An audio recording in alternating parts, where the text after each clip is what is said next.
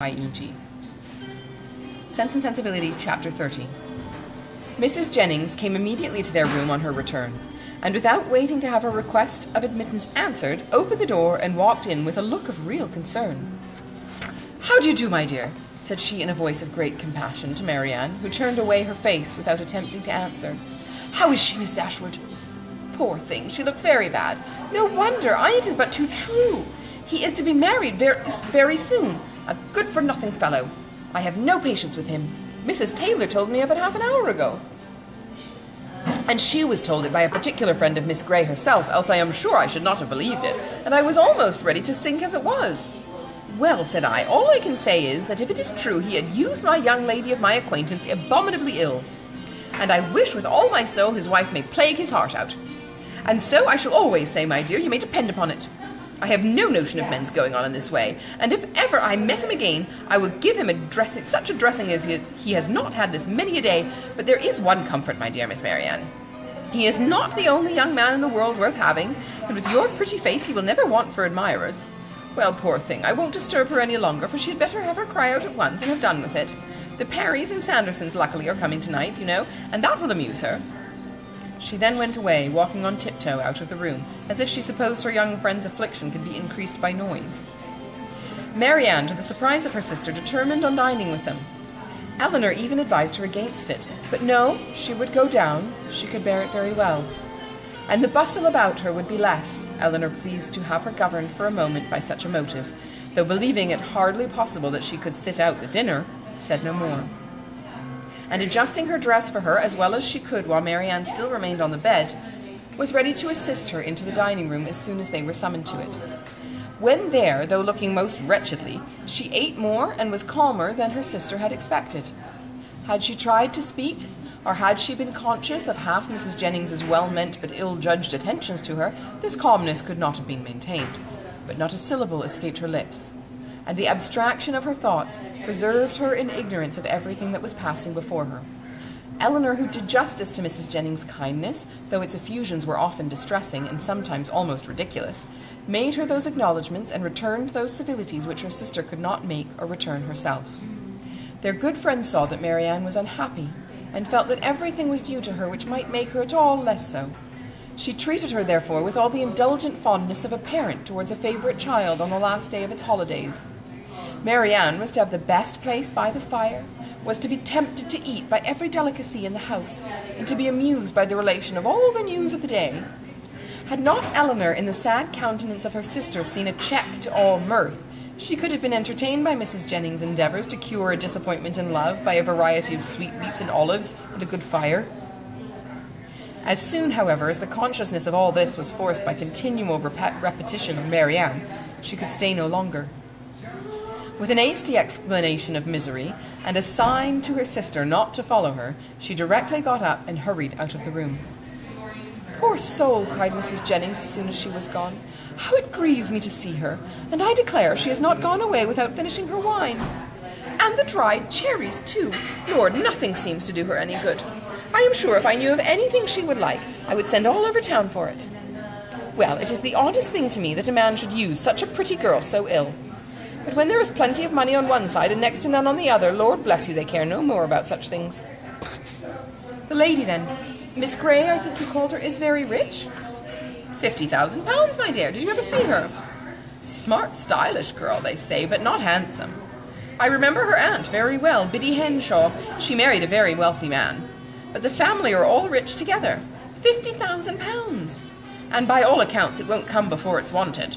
For they say he is all to pieces. No wonder, dashing about with his curricle and hunters. Well, I don't signify talking, but when a young man, be he who he will, comes and makes love to a pretty girl and promises marriage, he has no business to fly off from his word only because he goes poor, and a richer girl is ready to have him.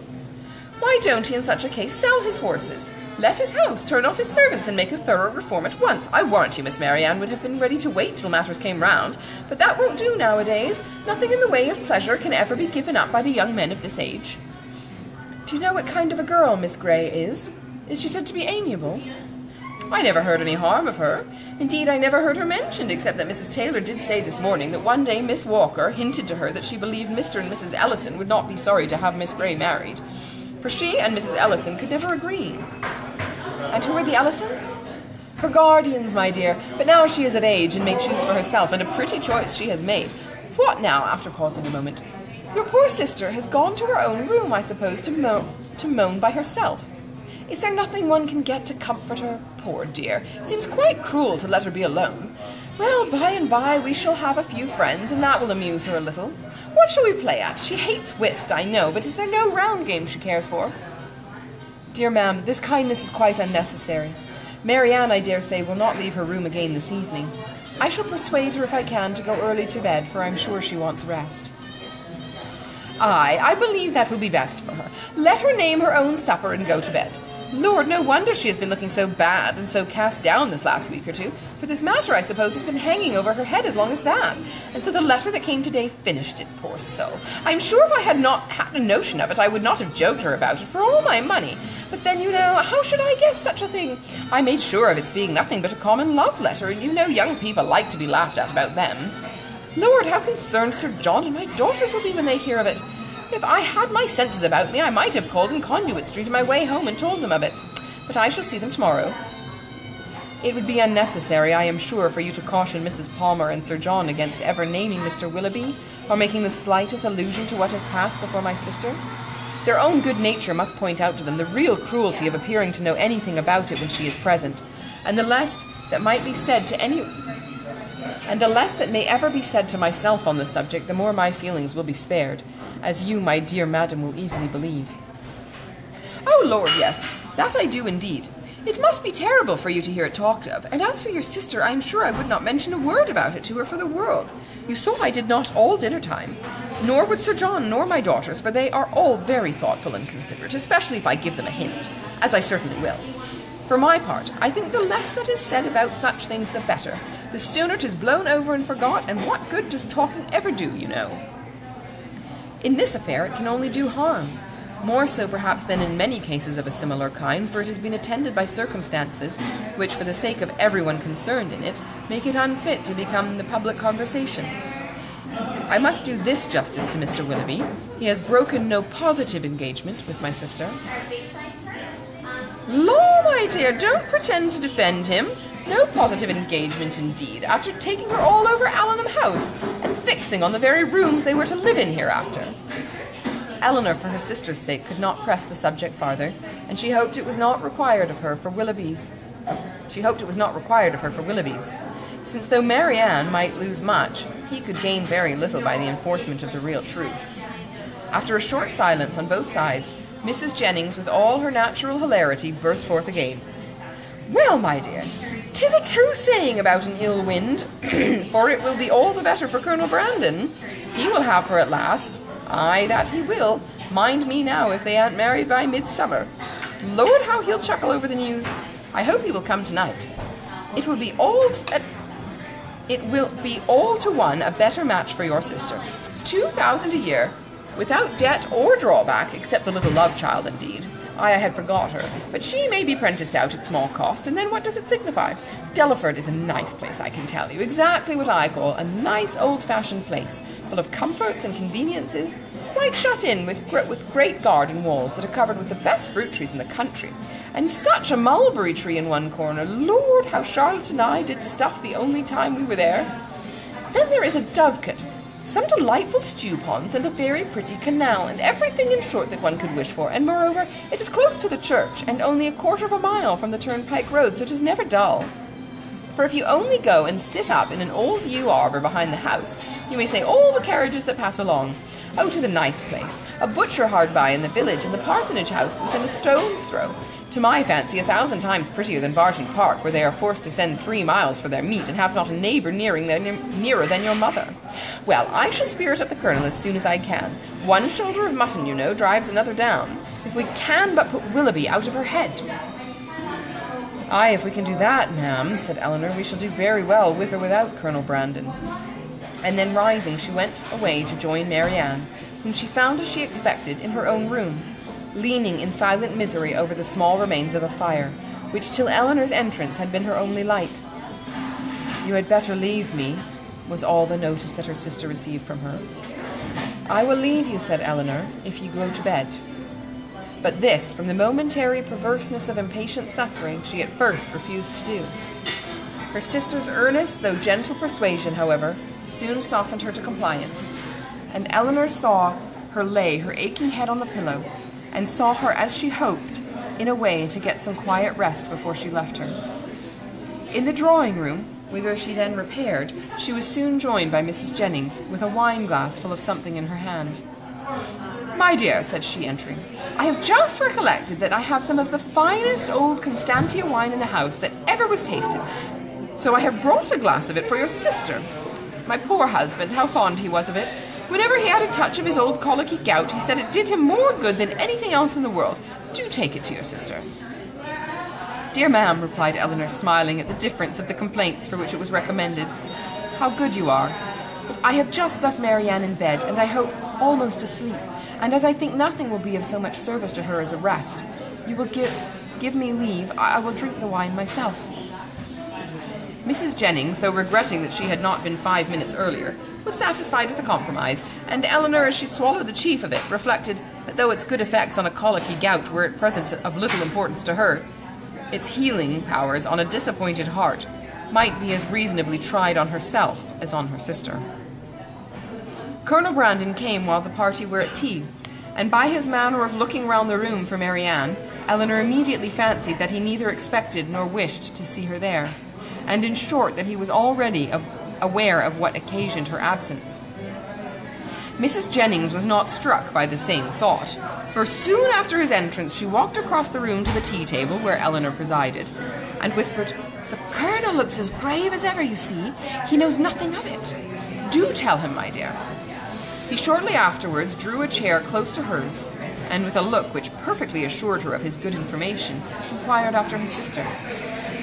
"Marianne is not well," said she. "She has been indisposed all day, and we have persuaded her to go to bed." "Perhaps, then," he hesitatingly replied, "what I heard this morning may be true. There may be more truth in it than what I could believe possible at first." "What did you hear?"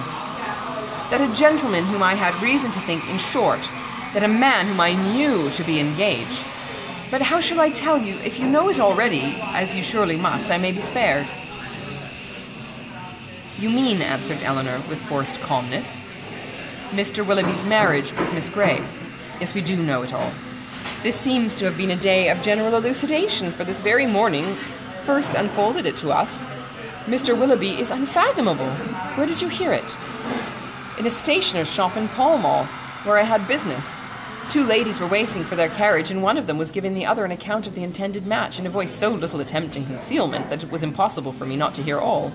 The name of Willoughby, John Willoughby, frequently repeated, first caught my attention, and what followed was a positive assertion that everything was now finally settled respecting his marriage with Miss Grey. It was no longer to be a secret. It would take place even within a few weeks, with many particulars of preparation and other matters. One thing especially I remember, because it served to identify the man still more. As soon as the ceremony was over, they were to go to Combe Magna, his seat in Somersetshire. My astonishment! But it would be impossible to describe what I felt. The communicative lady, I learnt on inquiry, for I stayed in the shop till they were gone, was a Mrs. Ellison, and that, as I have been since informed, is the name of Miss Grey's guardian." "It is. But have you likewise heard that Miss Grey has £50,000? In that, if in anything, we may find an explanation." "It may be so. But Willoughby is capable, at least I think—" He stopped a moment, then added in a voice which seemed to distrust itself, "And your sister, how did she—" "Her sufferings have been very severe. I have only to hope that they may be proportionably short. It is a most cruel affliction. Till yesterday, I believe, she never doubted his regard, and even now, perhaps, but I am almost convinced that he never was really attached to her. He has been very deceitful, and in some points there seems a hardness of heart about him." "Ah," said Colonel Brandon, "there is indeed. But your sister does not— I think you said so— she does not consider it quite as you do?" "You know her disposition, and may believe how eagerly she would still justify him if she could." He made no answer, and soon afterwards, by the removal of the tea things and the arrangement of the card parties, the subject was necessarily dropped. Mrs. Jennings, who had watched them with pleasure while they were talking, and who expected to see the effect of Miss Dashwood's communication in such an instantaneous gaiety on Colonel Brandon's side as might have become a man in the bloom of youth, of hope and happiness, saw him with amazement remain the whole evening more serious and thoughtful than usual. Well, that's the end of chapter 30. We are, as I said at the beginning, here at La Boule Bakery, and you can enter to win